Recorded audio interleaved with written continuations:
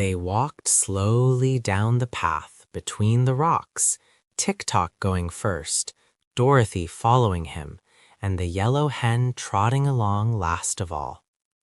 At the foot of the path, the copper man leaned down and tossed aside with ease the rocks that encumbered the way. Then he turned to Dorothy and said, "Let me carry your dinner pail." She placed it in his right hand at once, and the copper fingers closed firmly over the stout handle. Then the little procession marched out upon the level sands. As soon as the three wheelers who were guarding the mound saw them, they began to shout their wild cries and rolled swiftly toward the little group, as if to capture them or bar their way.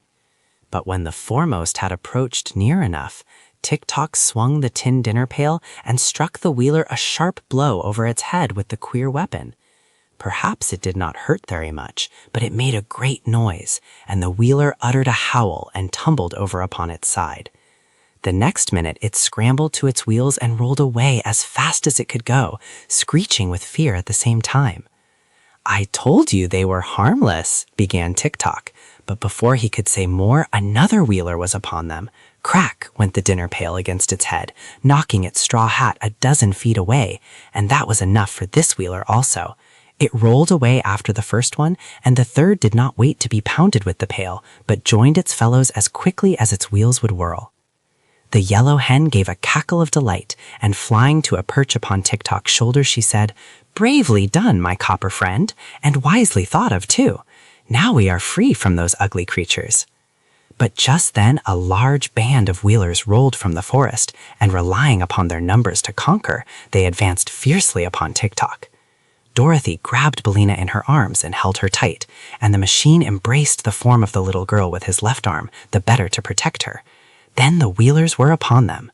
Rattly bang, bang went the dinner pail in every direction, and it made so much clatter bumping against the heads of the wheelers that they were much more frightened than hurt, and fled in a great panic.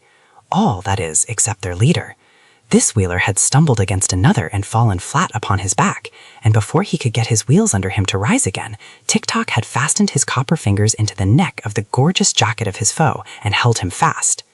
"Tell your people to go away," commanded the machine. The wheeler's leader hesitated to give this order, so Tick-Tock shook him as a terrier dog does a rat until the wheeler's teeth rattled together with a noise like hailstones on a window pane. Then, as soon as the creature could get its breath, it shouted to the others to roll away, which they immediately did. "Now," said Tick-Tock, "you shall come with us and tell me what I want to know." "You'll be sorry for treating me in this way," whined the wheeler. "I'm a terribly fierce person." "As for that," answered Tick-Tock, "I am only a machine and cannot feel sorrow or joy, no matter what happens. But you are wrong to think yourself terrible or fierce."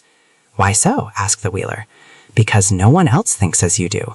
Your wheels make you helpless to injure anyone, for you have no fists and cannot scratch or even pull hair, nor have you any feet to kick with. All you can do is to yell and shout, and that does not hurt anyone at all." The wheeler burst into a flood of tears, to Dorothy's great surprise. "Now I and my people are ruined forever," he sobbed, "for you have discovered our secret. Being so helpless, our only hope is to make people afraid of us by pretending we are very fierce and terrible and writing in the sand warnings to beware the wheelers. Until now we have frightened everyone, but since you have discovered our weakness, our enemies will fall upon us and make us very miserable and unhappy." "Oh no," exclaimed Dorothy, who was sorry to see this beautifully dressed wheeler so miserable. "Tick-Tock will keep your secret, and so will Billina and I. Only you must promise not to try to frighten children anymore if they come near to you." "I won't. Indeed, I won't," promised the wheeler, ceasing to cry and becoming more cheerful. "I'm not really bad, you know, but we have to pretend to be terrible in order to prevent others from attacking us." "That is not exactly true," said Tick-Tock, starting to walk toward the path through the forest, and still holding fast to his prisoner, who rolled slowly along beside him. "You and your people are full of mischief and like to bother those who fear you, and you are often impudent and disagreeable too. But if you will try to cure those faults, I will not tell anyone how helpless you are." "I'll try, of course," replied the wheeler eagerly, "and thank you, Mr. Tick-Tock, for your kindness." I am only a machine, said Tick-Tock. I cannot be kind any more than I can be sorry or glad. I can only do what I am wound up to do. Are you bound up to keep my secret? Asked the Wheeler anxiously. Yes, if you behave yourself. But tell me, who rules the land of Ev now? Asked the machine. There is no ruler, was the answer, because every member of the royal family is imprisoned by the Nome King. But the Princess Langwidere, who is a niece of our late King of Oldo, lives in a part of the royal palace and takes as much money out of the royal treasury as she can spend. The Princess Langwidere is not exactly a ruler, you see, because she doesn't rule, but she is the nearest approach to a ruler we have at present. I do not remember her, said Tick-Tock. What does she look like? That I cannot say, replied the Wheeler, although I have seen her 20 times. For the Princess Langwidere is a different person every time I see her, and the only way her subjects can recognize her at all is by means of a beautiful ruby key, which she always wears on a chain attached to her left wrist. When we see the key, we know we are beholding the princess. That is strange, said Dorothy in astonishment. Do you mean to say that so many different princesses are one and the same person? Not exactly, answered the Wheeler. There is, of course, but one princess, but she appears to us in many forms, which are all more or less beautiful. She must be a witch, exclaimed the girl. I do not think so, declared the Wheeler, but there is some mystery connected with her nevertheless. She is a very vain creature, and lives mostly in a room surrounded by mirrors, so that she can admire herself whichever way she looks. No one answered this speech, because they had just passed out of the forest, and their attention was fixed upon the scene before them, a beautiful vale in which were many fruit trees and green fields, with pretty farmhouses scattered here and there, and broad smooth roads that led in every direction. In the center of this lovely vale, about a mile from where our friends were standing, rose the tall spires of the royal palace, which glittered brightly against their background of blue sky. The palace was surrounded by charming grounds, full of flowers and shrubbery. Several tinkling fountains could be seen, and there were pleasant walks bordered by rows of white marble statuary. All these details Dorothy was of course unable to notice or admire until they had advanced along the road to a position quite near to the palace, and she was still looking at the pretty sights when her little party entered the grounds and approached the big front door of the king's own apartments. To their disappointment, they found the door tightly closed. A sign was tacked to the panel which read as follows. A notice read, "Owner absent. Please knock at the third door in the left wing." Now, said Tick-Tock to the captive Wheeler, you must show us the way to the left wing. Very well, agreed the prisoner. It is around here at the right. How can the left wing be at the right? Demanded Dorothy, who feared the Wheeler was fooling them. Because there used to be 3 wings, and 2 were torn down, so the one on the right is the only one left. It is a trick of the Princess Langwidere to prevent visitors from annoying her. Then the captive led them around to the wing, after which the machine man, having no further use for the Wheeler, permitted him to depart and rejoin his fellows. He immediately rolled away at a great pace and was soon lost to sight. Tick-Tock now counted the doors in the wing and knocked loudly upon the third one. It was opened by a little maid in a cap trimmed with gay ribbons, who bowed respectfully and asked, "What do you wish, good people?" "Are you the Princess Langwidere?" asked Dorothy. "No, miss, I am her servant," replied the maid. "May I see the princess, please?" "I will tell her you are here, miss, and ask her to grant you an audience," said the maid. "Step in, please, and take a seat in the drawing room." So Dorothy walked in, followed closely by the machine. But as the yellow hen tried to enter after them, the little maid cried "Shoo!" and flopped her apron in Bellina's face. "Shoo yourself," retorted the hen, drawing back in anger and ruffling up her feathers. "Haven't you any better manners than that?" "Oh, do you talk?" inquired the maid, evidently surprised. "Can't you hear me?" snapped Bellina. "Drop that apron and get out of the doorway so that I may enter with my friends." "The princess won't like it," said the maid, hesitating. "I don't care whether she likes it or not," replied Bellina, and fluttering her wings with a loud noise, she flew straight at the maid's face. The little servant at once ducked her head, and the hen reached Dorothy's side in safety. "Very well," sighed the maid. "If you are all ruined because of this obstinate hen, don't blame me for it. It isn't safe to annoy the Princess Langwidere." "Tell her we are waiting, if you please," Dorothy requested, with dignity. "Bellina is my friend, and must go wherever I go." With more words, the maid led them to a richly furnished drawing room, lighted with subdued rainbow tints that came in through beautiful stained glass windows. "Remain here," she said. "What names shall I give the princess?" "I am Dorothy Gale of Kansas," replied the child, "and this gentleman is a machine named Tick-Tock, and the yellow hen is my friend Bellina." The little servant bowed and withdrew, going through several passages and mounting 2 marble stairways before she came to the apartments occupied by her mistress. Princess Langwidere's sitting room was paneled with great mirrors, which reached from the ceiling to the floor. Also, the ceiling was composed of mirrors, and the floor was of polished silver that reflected every object upon it. So when Langwidere sat in her easy chair and played soft melodies upon her mandolin, her form was mirrored hundreds of times, in walls and ceiling and floor, and whichever way the lady turned her head, she could see and admire her own features. This she loved to do, and just as the maid entered, she was saying to herself, "This head with the auburn hair and hazel eyes is quite attractive. I must wear it more often than I have done of late, although it may not be the best of my collection." "You have company, your highness," announced the maid, bowing low. "Who is it?" asked Langwidere, yawning. "Dorothy Gale of Kansas, Mr. Tick-Tock, and Nalina," answered the maid. "What a queer lot of names," murmured the princess, beginning to be a little interested. "What are they like? Is Dorothy Gale of Kansas pretty?" "She might be called so," the maid replied. "And is Mr. Tick-Tock attractive?" continued the princess. "That I cannot say, your highness, but he seems very bright." "Will your gracious highness see them?" "Oh, I may as well, Nanda, but I am tired admiring this head, and if my visitor has any claim to beauty, I must take care that she does not surpass me, so I will go to my cabinet and change to number 17, which I think is my best appearance, don't you?"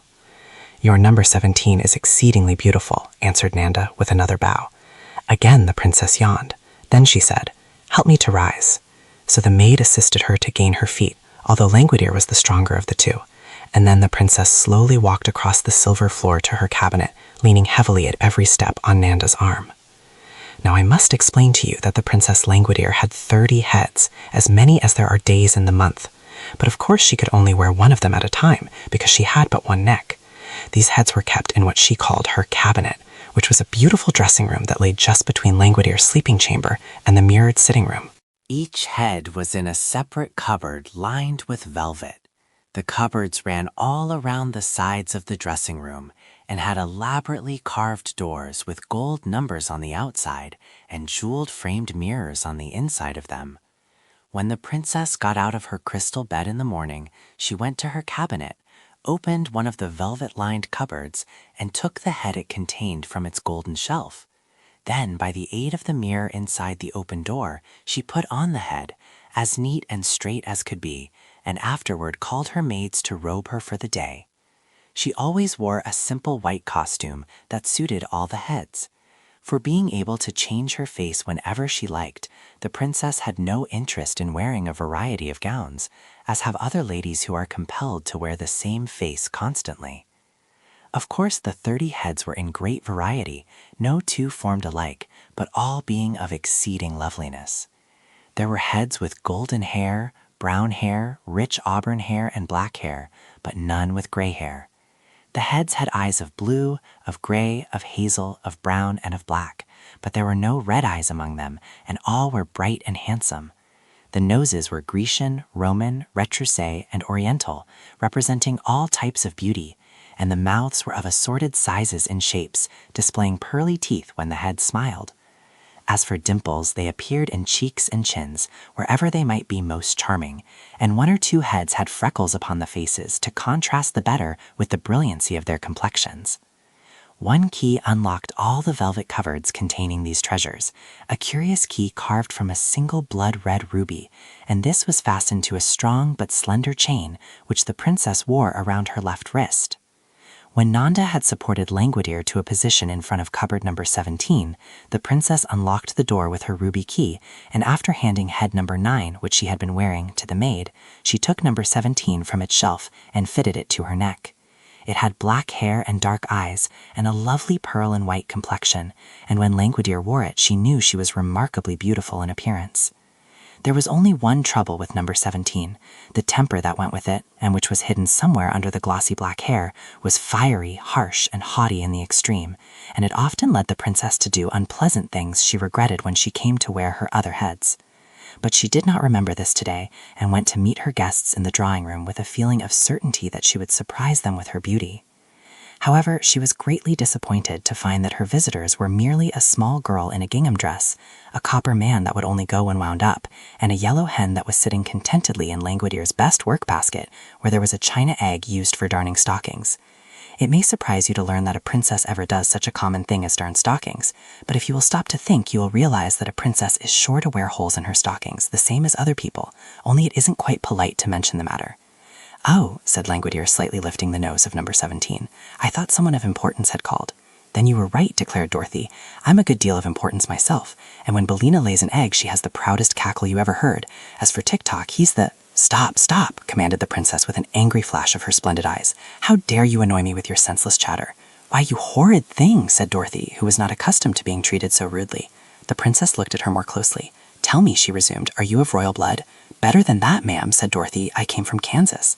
"Huh!" cried the princess scornfully. "You are a foolish child, and I cannot allow you to annoy me. Run away, you little goose, and bother someone else." Dorothy was so indignant that for a moment she could find no words to reply, but she rose from her chair and was about to leave the room when the princess, who had been scanning the girl's face, stopped her by saying, more gently, "Come nearer to me." Dorothy obeyed without a thought of fear and stood before the princess while Langwidere examined her face with careful attention. "You are rather attractive," said the lady presently. "Not at all beautiful, you understand, but you have a certain style of prettiness that is different from that of any of my 30 heads. So I believe I'll take your head and give you number 26 for it." "Well, I believe you won't," exclaimed Dorothy. "It will do you no good to refuse," continued the princess, "for I need your head for my collection, and in the land of Ev, my will is law. I never have cared much for number 26, and you'll find that it's very little worn. Besides, it will do you just as well as the one you're wearing, for all practical purposes." "I don't know anything about your number 26, and I don't want to," said Dorothy firmly. "I'm not used to taking cast-off things, so I'll just keep my own head." "You refuse?" cried the princess with a frown. "Of course I do," was the reply. "Then," said Langwidere, "I shall lock you up in a tower until you decide to obey me. Nanda," turning to her maid, "call my army." Nanda rang a silver bell, and at once a big fat colonel in a bright red uniform entered the room, followed by 10 lean soldiers, who all looked sad and discouraged, and saluted the princess in a very melancholy fashion. "Carry that girl to the North Tower and lock her up," cried the princess, pointing to Dorothy. "To hear is to obey," answered the big red colonel, and caught the child by her arm.